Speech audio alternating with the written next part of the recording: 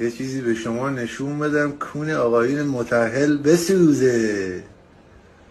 دیدی ماسکو؟ چه ماسکی دارم؟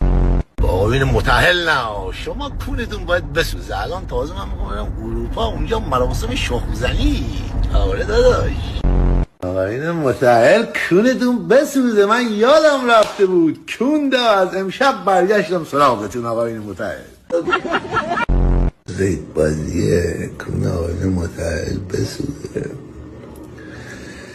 کفل عیال بغل کن که یک اسیر همون کفلی. این کونت پارشه.